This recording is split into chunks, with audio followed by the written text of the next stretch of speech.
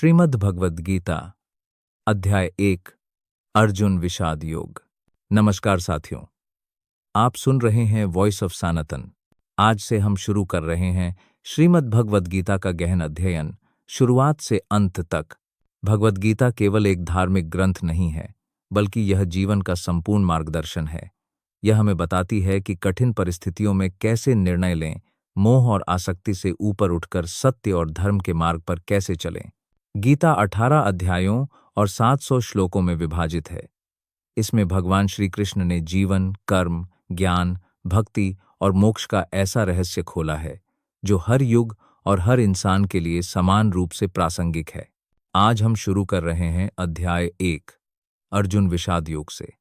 यह अध्याय हमें दिखाता है कि जब इंसान मोह, करुणा और द्वंद्व में फंस जाता है तो उसकी बुद्धि कैसे विचलित होती है। अर्जुन जैसा महान योद्धा भी युद्ध भूमि में खड़ा होकर कमजोर हो जाता है। यही कमजोरी हमें सीख देती है कि जीवन में भ्रम और दुख की स्थिति से ज्ञान की ओर कैसे बढ़ना चाहिए। अध्याय 1 अर्जुन विषाद योग। श्लोक 1 धृतराष्ट्र उवाच धर्मक्षेत्रे कुरुक्षेत्रे संवेता युयुत्सवः मामकाः पांडवाश्चैव किम कुर्वत सज्जय। अनुवाद। राजा धृतराष्ट्र ने कहा, हे संजय, धर्मभूमि कुरुक्षेत्र में युद्ध की इच्छा से एकत्र हुए मेरे पुत्र और पांडु के पुत्रों ने क्या किया। व्याख्या। यहीं से गीता की शुरुआत होती है। अंधे राजा धृतराष्ट्र अपने मन में पहले से ही आसक्ति और पक्षपात से भरे हुए हैं। वे पांडवों को मेरे पुत्र नहीं कहते, बल्कि पांडु के पुत्र कहते हैं। यह आसक्ति ही महाभारत युद्ध का कारण बनी।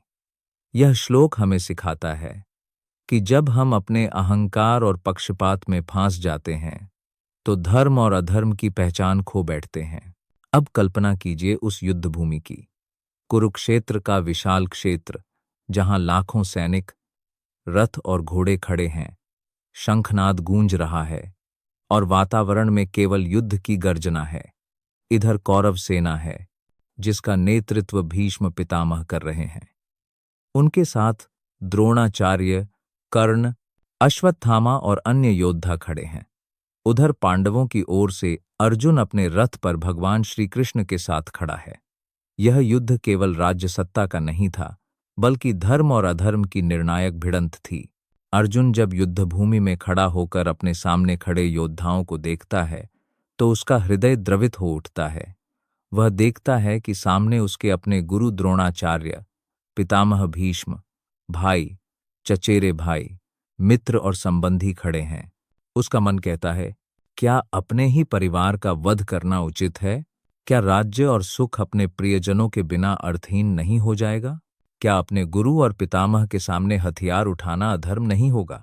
इन्हीं प्रश्नों में अर्जुन का मन उलझ जाता है। यह स्थिति हमें बताती है कि चाहे इंसान कितना भी महान क्यों न हो, जीवन के किसी मोड़ पर मोह और करुणा में निर्णय खो देता है।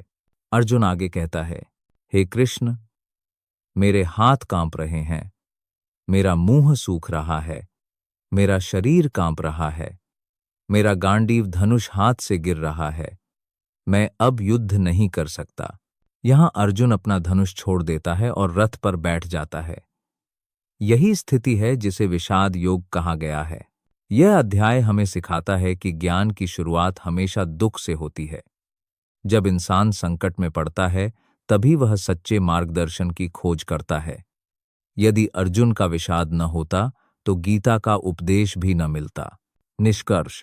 अध्याय 1 हमें यह सिखाता है कि जीवन में मोह, आसक्ति और द्वंद्व स्वाभाविक हैं, लेकिन इनसे बाहर निकलने के लिए हमें सही मार्गदर्शन की आवश्यकता होती है।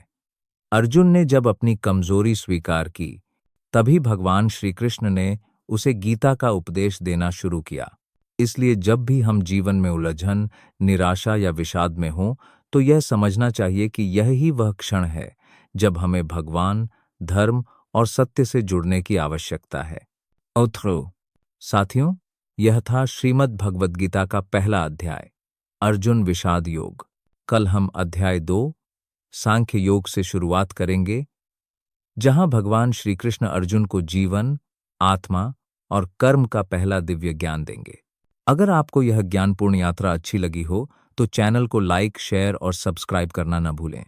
और हाँ, अगर आप घर पर बैठकर असली भगवद गीता पढ़ना चाहते हैं तो हमने आपके लिए अमेज़न से एक सुंदर और प्रामाणिक भगवद गीता पुस्तक का लिंक डिस्क्रिप्शन में दिया है।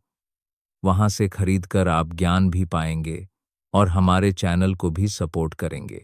जय श्री कृष्ण, जय सनातन।